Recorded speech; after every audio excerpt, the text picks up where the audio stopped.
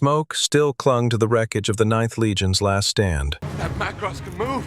He used to be a marathon runner before he joined up. Only a handful of Romans remained: Quintus Dias, Bothos, Brick, Macros, Tarek, and Thax pushing north through the mist-shrouded highlands, their breath coming in ragged gasps.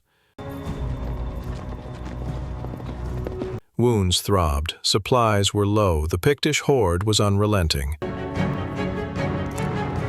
The terrain shifted beneath their feet, bramble, bog, shattered stone. Their boots sank into mud with every step. Dizzying fatigue and cold gnawed at their minds. In front, Thax halted, blood seeping from his side, eyes haunted. But no one could stop, not yet, because the Picts never stopped.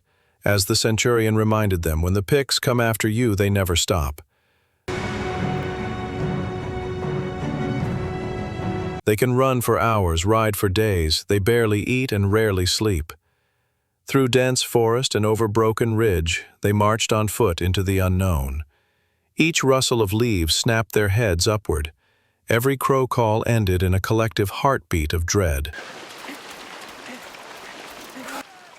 The river whispered like a ghost, its icy current sliding over stones and fallen branches, winding through the ravaged heart of Pictland. There, dragged through the underbrush like broken prey, was one of their own.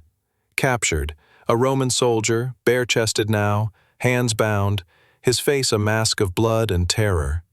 He stumbled forward as two Pict warriors shoved him to his knees at the river's edge. His breath was ragged. His mouth moved in wordless desperation, but no plea would matter now. She didn't speak. She didn't need to. Her presence alone silenced the trees. She knelt behind the soldier, her expression unreadable. Not rage, not joy, just the cold, pitiless stillness of someone who had long since turned pain into ritual. Quintus held his breath, his fingers dug into the mud. Every fiber in his body screamed to act, to charge, to stop this, but it would be suicide. Quintus and the others watched, paralyzed, helpless. It was not just a killing, it was a message, a declaration. We are always watching. We are always close. You are not safe. The Picts vanished as quickly as they came, melting back into the trees, their shadows swallowed by the forest. Only the body remained, face down in the blood-dappled river, carried slightly downstream like a forgotten oath. In the pale dawn, they glimpsed movement, shadows slithering between trunks. Macros and Bothos held their line, but the Picts were already among them. Blows slammed into shields, arrows hammered bodies, and the forest floor spattered red. Roman steel flashing, but enemy numbers surged like a tidal wave. Deep down they all understood.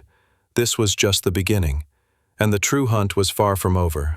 Beneath the trees, the last breath of mist clung low to the forest floor, muffling the sound of boots, of fear, of quiet breathing.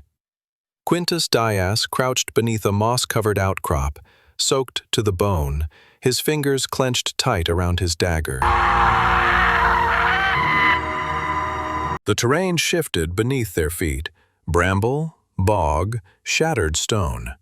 Their boots sank into mud with every step.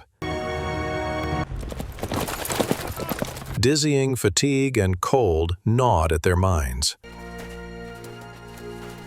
In front, Thax halted. But no one could stop. Not yet, because the Picts never stopped. As the centurion reminded them, when the Picts come after you, they never stop. They can run for hours, ride for days. They barely eat and rarely sleep. Through dense forest and over broken ridge, they marched on foot into the unknown. They barely eat and rarely. Each rustle of leaves snapped their heads upward. Every crow call ended in a collective heartbeat of dread. Attain, like the wolf. In the pale dawn, they glimpsed movement, shadows slithering between trunks. Search for signs of passing, run her quarry to... Macros and Bothos held their line, but the Picts were already among them. They were surrounded, exhausted, injured, and slowly drowning in blades. Because in that moment, the hunter became the hunted, and the centurion would not yield ground. The terrain shifted beneath their feet, bramble, bog, shattered stone. Instead of trees, now there was wind, wide and bitter. It howled like a warning over the white hills, carrying with it a promise: there is no mercy here. Quintus crested a ridge and looked out across a blinding expanse of snow. A jagged, wind-swept basin stretched for miles. No shelter, no cover, only the ghost-white silence of the highlands. A land carved in ice and sharpened by centuries of cold. The gods of this place had long since died, and the wind had taken their voice. Behind him, the others followed, teeth chattering, breath curling in steam, faces raw with frostbite. Every footstep was a scream beneath the skin. Wet boots, numb toes, trembling knees, these men were no longer soldiers, they were remnants. But they pressed on, hoping, praying, that the snow might finally break Eten's trail. That maybe, just maybe, the cold had limits even she wouldn't cross. But they underestimated her. She was the storm that followed the wind. She didn't follow trails. She moved above them. Through caves, across frozen streams. Her pursuit was eternal, like death itself had taken a human form and dressed in wolf pelts. Then came the snap. A scream broke the wind's roar, a sharp, terrible cry of pain. Thax had fallen. His leg twisted beneath a half-buried rock, his shin bent at a wrong, cruel angle. Move! An arrow sliced the air like a whisper and missed Quintus by inches. It slammed into the rock beside him, quivering with silent fury. There was no discussion, no votes, just instinct. Let's go! "We have to go, now," one of them shouted, grabbing Thax under the arms. Come on! He screamed again, teeth clenched as they half-dragged, half-carried him down the narrow path. The bone hadn't pierced the skin, but the break was clear. They circled him, eyes wide with panic, but there was no time. From behind came the whisper of death, the faint creak of a bowstring in the wind. The Picts had found them again. Ahead, the river. A thunderous roar grew louder as the path twisted downward, revealing a churning, icy torrent far below. The mountain fed it with snowmelt and anger. White water foamed like teeth ready to swallow men whole. Behind them, more arrows. They were out of time. Thax could barely stand. Have your mind? Do it! Into the freezing arms of the river. The cold struck like a hammer. It ripped the breath from his lungs. The current dragged him down, then spun him sideways, smashing his limbs against hidden rocks. He fought to surface, his armor pulling him deeper, but he kicked, hard, and the sky opened above him again. He gasped, cursed, swallowed water, and swam.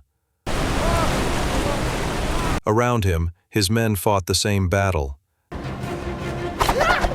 Not against the Picts,